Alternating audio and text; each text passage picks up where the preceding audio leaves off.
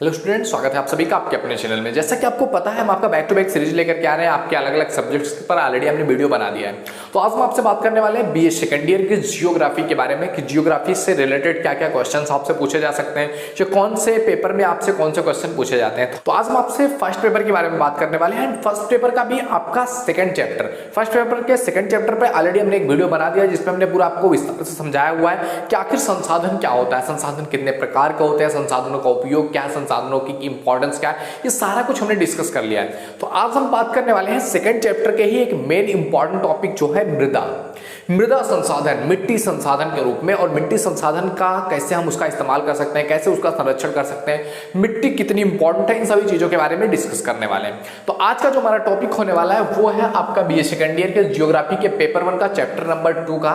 ये हमारा अगर कहें तो #2 कह सकते हो या सेकंड वीडियो है ये, जिसमें हम पढ़ने वाले मृदा संसाधन क्या है और इसके संरक्षण की विधियां क्या है। देखो, संसाधन के बारे में ऑलरेडी हमने डिस्कस कर लिया है कि संसाधन क्या है। जो चीज जिस चीज का मनुष्य ने अपने फायदे के लिए, अपनी लाइफ में आगे बढ़ने के लिए, अपनी ग्रोथ के लिए यूज किया हो, वो कहलाता है संसाधन। अब मिट्टी को भी मनुष्य के लिए बहुत इंपॉर्टेंट है। मनुष्य जिस जगह पर रहता है वो जगह, उस जगह की मिट्टी, उस जगह की वनस्पतियां, उस जगह के आसपास का जो वातावरण है वो मनुष्य के जीवन के लिए बहुत इंपॉर्टेंट होने वाला है। एंड इसमें जो मिट्टी है वो किस तरह की मिट्टी में रहता है, वो कृषि कैसे करेगा, वहां पर खेती किस तरह से किया जा सकता है, वहां पर किस तरह से घर बनाए जा सकते हैं, किस तरह की मिट्टी है, इन सभी चीजों का मतलब वहां पर हर एक चीज में उस चीज का इंपॉर्टेंस लगता है। उनके खान पान, उनके रहन सहन में भी मिट्टी का इंपॉर्टेंस दिखाई देती है। तो मिट्टी का जो मनुष्य यूज करता है वो कहलाता है मिट्टी संसाधन। अब मृदा संसाधन हो गया, मृदा संसाधन की इंपॉर्टेंस बहुत ज्यादा है हर एक चीज के लिए आपकी लाइफ में। तो इसका संरक्षण भी बहुत जरूरी है कि इसको बचाया जा सके। कई बार मिट्टियां कहीं कहीं पर खत्म सी होती चली जा रही है, या मिट्टियों की उर्वरता खत्म होती चली जा रही है, मिट्टी का अपरदन होता चला जा रहा है, मिट्टी का कटाव होता चला जा रहा है। तो मिट्टी का संरक्षण करना बहुत इंपॉर्टेंट हो जाता है, क्योंकि आपके पास कोई भी संसाधन है, उस संसाधन को अगर आप संरक्षित नहीं कर रहे हो, उस संसाधन का आप एक लिमिटेड दायरे में यूज नहीं कर रहे हो, आप उसको वेस्ट कर रहे हो, तो वो कितना भी बड़ा संसाधन हो, वो चीज धीरे धीरे क्या होगा, खत्म होता चला जाएगा। तो आज के टॉपिक में हमें मृदा संसाधन हमने समझ लिया। अब मृदा संसाधन का संरक्षण कैसे कर सकते हैं, इसके संरक्षण के बारे में बहुत सारे टॉपिक्स में बात किया गया है, बहुत इंपॉर्टेंट है। बहुत बार ये क्वेश्चन आपसे एग्जाम में पूछा जाता है कि मृदा संरक्षण से आप क्या समझते हैं, इसके विधियों के बारे में बताइए। तो मृदा संरक्षण मतलब क्या, मिट्टी के कटाव को रोकना, मिट्टी की जो है एग्जिस्टेंस, जो उस समय मिट्टी है उसको बरकरार रखना, उसके एग्जिस्टेंस को खत्म ना करना। तो मृदा संरक्षण के बारे में बात करें तो मृदा संरक्षण एक अलग टाइप का, एक अपने आप में एक कृषि का एक अलग विज्ञान है, जिसमें मृदा के बारे में बात किया जाता है, मृदा को संरक्षित कैसे किया जा सके। और पहली बार इसके बारे में इस वर्ड का, मृदा संरक्षण जो वर्ड है, इस वर्ड का उपयोग करते हैं यूएसए के, यूनाइटेड स्टेट अमेरिका के WJ स्पाइमैन, ये एक कृषि वैज्ञानिक है। ये सबसे पहली बार इसका यूज करते हैं कि ये भी कुछ होता है।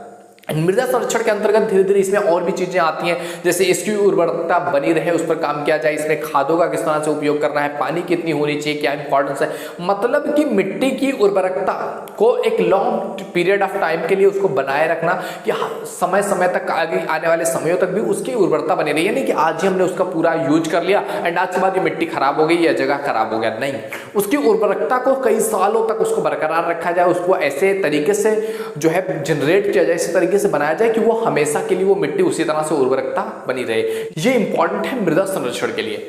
अब आओ आगे बात करते हैं मृदा संरक्षण की विधियों के बारे में कि कुछ इंपॉर्टेंट विधियां हैं जिनके माध्यम से मृदा संरक्षण किया जाता है।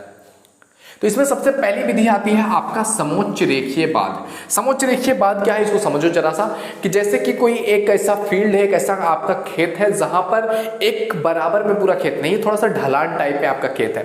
तो अगर आपने उस खेत आपका है, अब खेत को आपको दूसरे के भी खेत है, तो उससे अलग करने के लिए मान लिया ये आपका खेत है फॉर एग्जाम्पल, अभी इसको मान लिया इधर से इधर के साइड में ढलान है, अब इसको अलग करने के लिए आपको बाहर से यहाँ दूसरे का खेत भी हो सकता है, तो यहाँ आपको क्या करना पड़ेगा, मेड़ बांधने पड़ेंगे, बांध जिसको आप कह सकते हो, बांध बांधना पड़ेगा।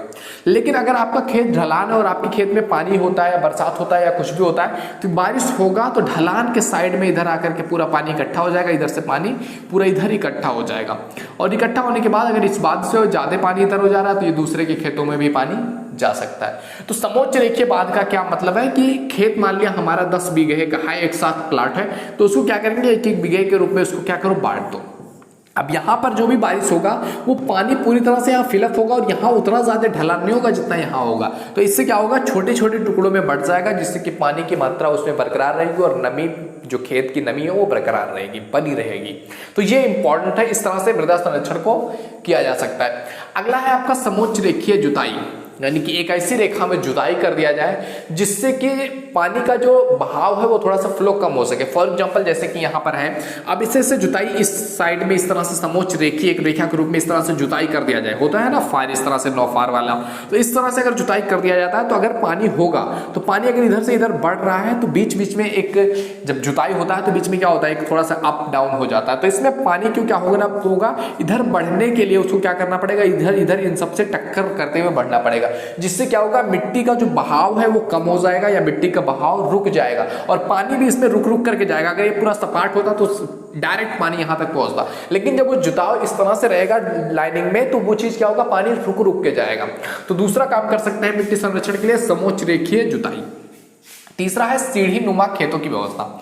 अब सीढ़ी नुमा खेतों के रूप में जब भी पहाड़ी क्षेत्रों में कोई काम किया जाता है या पहाड़ी क्षेत्रों में वर्षा जो होती है खेती किया जाता है तो वहां पर वर्षा के पानी को से बचाने के लिए कि खेतों का नुकसान ना, उसको सीढ़ी नुमा बनाया जाता है कि स्टेप बाय स्टेप, मान लिया ये स्टेप है, अब इससे डाउन हो गया, फिर एक स्टेप और डाउन, मतलब इस तरह से बनाया जाता है खेत कि क्या वो डाउन होता रहे। और इससे एक फायदा ये भी है कि मिट्टी का अगर कटाव हो भी रहा है तो अगले स्टेप पे आकर के वो मिट्टी वही जम जाएगी और पानी बह जाएगा, क्योंकि मिट्टी की जो डेंसिटी है वो ज्यादा है पानी से, तो वो बैठ जाएगी नीचे और पानी फ्लो में निकलता हुआ चला जाएगा, क्योंकि नीचे डाउन है, सीढ़ी नुमा है। अगर वो बराबर रहता तो फ्लैट में उसको लेकर के बहता रहता, लेकिन अब नीचे डाउन हो गया, मिट्टी गिर गई और पानी ऊपर से बह जाता है। तो इस तरह से सीढ़ी नुमा खेतों की बहुत इंपॉर्टेंस होती है, इस तरह से भी हम मिट्टी संरक्षण को रोक सकते हैं।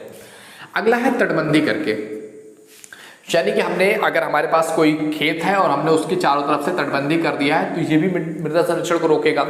अगर हमने अच्छे से बांध दिया है, मोटे बांध बांध दिए हैं, जिससे कि बाढ़ों से भी हमारी रक्षा करेगा। अगर कोई दूसरी तरफ से बाढ़ आ रहा है, ज्यादा पानी आ रहा है तो उससे भी रक्षा करेगा अगर आप मोटी बांध दे रहे हो तो। और आपके खेत में भी अगर कुछ है तो उसको बाहर नहीं जाने देगा, क्योंकि आपने उसकी तटबंदी मजबूत कर रखी है। तो ये काफी इंपॉर्टेंट है मृदा संरक्षण के लिए। अगला मृदा संरक्षण की विधि है नियंत्रित पशुचारण। नियंत्रित पशुचारण बहुत इंपॉर्टेंट है, क्योंकि देखो अगर पशु हर जगह पर चरते रहते तो देखो जो भी जमीन पर घास फूस होते हैं ना, वो जब पानी बहता है, पानी का बहाव आता है तो उससे मिट्टी का संरक्षण रुकता है, मिट्टी को पकड़े रहते हैं और पानी ऊपर से बह जाता है और मिट्टी अपनी जगह पर स्थिर रहती है। तो जब पशुचारण होता है तो क्या होता है कि पशुचारण अगर आपने करवा दिया पूरी तरह से, हर जगह से चीजें खत्म हो गई, हर जगह से घास खत्म हो गया, तो फिर जब जल का बहाव आएगा तो क्या होगा, उसी फ्लो में उड़ करके चला जाएगा, बह करके वो चीज चली जाएगी। तो इसीलिए कहते हैं कि पशुचारण के लिए एक नियंत्रित स्थान रखा जाए कि हाँ इस स्थान पर पशुचारण है, यहाँ पर पशु चरेंगे और दूसरे जगह पर नहीं चरेंगे। तो इससे जो होगा मिट्टी के संरक्षण को रोका जा सकता है, मिट्टी के संरक्षण को बचाया जा सकता है, मिट्टी अपरदन से सेफ्टी की जा सकती है। एंड इसके बाद है आपका फसल आवर्तन। फसल आवर्तन मतलब जो है क्रॉप रोटेशन, यानी कि क्रॉप रोटेशन होती रहे, बदलती रहे। एक टाइम पीरियड के लिए आपने देखा होगा 6 महीने के लिए कोई और दूसरी फसल होती है, 6 महीने के लिए दूसरी फसल होती है, जिससे क्या हो मिट्टी की उर्वरकता बनी रहे। एक ही टाइप का अगर होता रहेगा तो मिट्टी की उर्वरकता बहुत जल्दी खत्म हो जाएगी और उसमें एक नया क्रिएटिविटी नहीं आ पाएगा। इसीलिए आप देखते होंगे हर जगह जो भी फसलें होती है 3-3 महीने पर, 6-6 महीने पर क्या होता है, रोटेट किया जाता है, और ये भी मृदा संरक्षण के लिए बहुत इंपॉर्टेंट है। अगला है आपका आवरण फसलें, यानी कि ऐसी फसलें जो मिट्टी से सटी हुई होती हैं, यानी कि मिट्टी पर ही आधारित होती हैं, ज्यादा ऊपर तक नहीं होती है कि कोई फसल आ गई मतलब एक पौधे की तरह ऊपर चला गया है, नीचे मिट्टी से उसका कनेक्शन केवल जड़ों में। ऐसी चीज जिसका मिट्टी से डायरेक्ट कनेक्शन हो, फॉर एग्जाम्पल आपकी घास भी हो सकते हैं। तो ये क्या होता है, मिट्टी संरक्षण को ये रोकते हैं। ऐसे फसल अगर हवा का बहाव भी आ रहा है तो उसके साथ भी मिट्टी नहीं जाएगी, पानी के साथ आ रहा है तो भी वो मिट्टी को बांध करके रखती है, वो उड़ नहीं पाता है, बढ़ नहीं पाता है। तो आवरण फसलों के द्वारा भी किया जा सकता है, हेल्प मृदा संरक्षण में, मृदा संरक्षण की विधियों में। अगला है आपका जल फैलाव। फॉर एग्जाम्पल कहीं पर अगर जो है पानी की कमी है या पानी बरसात नहीं हो रहा तो वहां पर जल फैलाव को रोका जाए, जिससे कि आगे आने वाले टाइम में उस जल फैलाव से जो रोका गया पानी है उससे यूज करके जल को का यूज करके जो आसपास के खेत हैं कृषि योग्य बनाया जा सके, उनका संरक्षण किया जा सके, उनमें पानी की कमी ना हो सके। इसके लिए जल फैलाव को रोकना भी इंपॉर्टेंट हो जाता है, जहां पर पानी की कमी हो, बरसात कम हो रहा हो। अगला चीज है आपका अस्थायी कृषि पर रोक लगाना। जनजातीय कृषि में क्या होता है, जनजातीय लोग इधर उधर जाकर के वनों का विनाश करते हुए कहीं भी खेती करना स्टार्ट कर देते हैं, खेती करते हैं, फिर वहां से अपना पंडाल उठाते हैं, दूसरी जगह पर जाकर के बसते हैं, वहां पर वनों को काट करके खेती करते हैं। इससे क्या होता है, मृदा संरक्षण को काफी बढ़ावा मिलता है। तो इसमें गवर्नमेंट को करना चाहिए कि सरकार रोक लगाए ऐसी चीजों पर। जो भी जनजातियां हैं उन जनजातियों को एक फिक्स जगह दिया जाए कि आप यहाँ पर रहो और यही क्षेत्र है आपकी कृषि करने का, इसके अलावा आप दूसरे क्षेत्रों पर कृषि जाकर के नहीं करोगे, वनों की कटाई नहीं करोगे, पौधों को लगाने के लिए वृक्षारोपण पर बढ़ावा दिया जाए। ये काफी इंपॉर्टेंट है मृदा संरक्षण के लिए।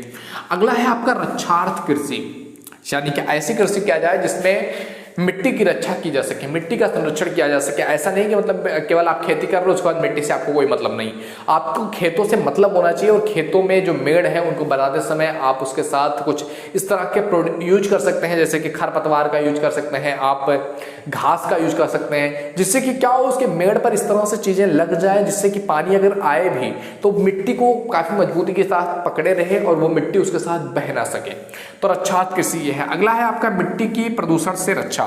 मिट्टी की प्रदूषण से रक्षा, जैसे चाहे वो नाइट्रिक ऑक्साइड हो, फास्फेटिक ऑक्साइड हो, तो जो भी ऑक्साइड आ रहे हैं जो मिट्टी को खराब करते हैं, जो वो किसी के माध्यम से अगर आ रहे हैं पानी के साथ घुल करके बहाव में आ रहे हैं और मिट्टी में जाकर के मिट्टी की उर्वरकता को खत्म कर रहे हैं, तो उसको बनाए रखने के लिए उसमें जो भी चीजों की आवश्यकता है, जिससे कि जो जिन केमिकल्स डाल करके आप उसकी जो पोटेंशियल है, जो नाइट्रिक एसिड गिरने से उसकी पोटेंशियल खत्म हुई है, उसको फिर से दोबारा लाया जा सके। एंड इसके लिए बहुत सारी चीज़ों का यूज भी करते हैं। कई बार क्या होता है हम कीटनाशक दवाओं का भी उपयोग करने लगते हैं और कुछ ज़्यादा ही हो जाता है, जिसकी वजह से भी जो है कृषि की जो उत्पादकता है, मिट्टी की जो उत्पादकता है वो धीरे धीरे क्या होती है, कम होती रहती है। तो इन सभी चीज़ों का आपको ध्यान रखना होगा कि एक लिमिटेड मात्रा में, कि जितना होना चाहिए उसी मात्रा में भी आपको जो भी चीज़ें यूज कर रहे हैं आप उसका यूज उतनी ही मात्रा में करेंगे। अगला चीज है मिट्टी संसाधन के विवेकपूर्ण प्रयोग। इसके द्वारा भी मिट्टी संरक्षण को रोका जा सकता है कि मिट्टी जो संसाधन के रूप में हमें मिला हुआ है, जो बहुत इंपॉर्टेंट है एक मनुष्य के लिए। मिट्टी अगर मिट्टी ही नहीं है तो मनुष्य क्या करेगा, तो मिट्टी बहुत इंपॉर्टेंट है मनुष्य के लिए। तो इसका विवेकपूर्ण यूज किया जाए। इसका इससे नहीं कि मतलब कुछ भी यूज करके उसको खराब कर दिया जाए या बह रहा है बहने दिया जाए, कुछ भी हो रहा हो।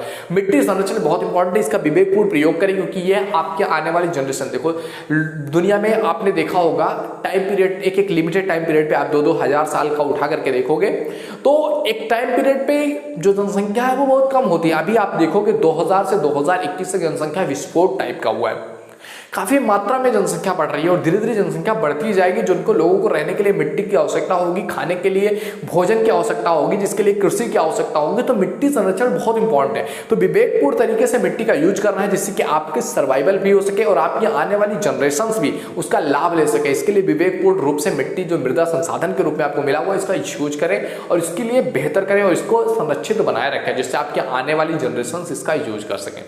तो ये कुछ विधियां हैं जिसके द्वारा हम मिट्टी का संरक्षण कर सकते हैं। मृदा संरक्षण की ये कुछ विधियां हैं। तो मृदा संसाधन आई होप आप समझ गए होंगे, इसका संरक्षण कैसे कैसे करना है, ये विधियां हैं, इसकी इंपॉर्टेंस तो आपको पता ही है।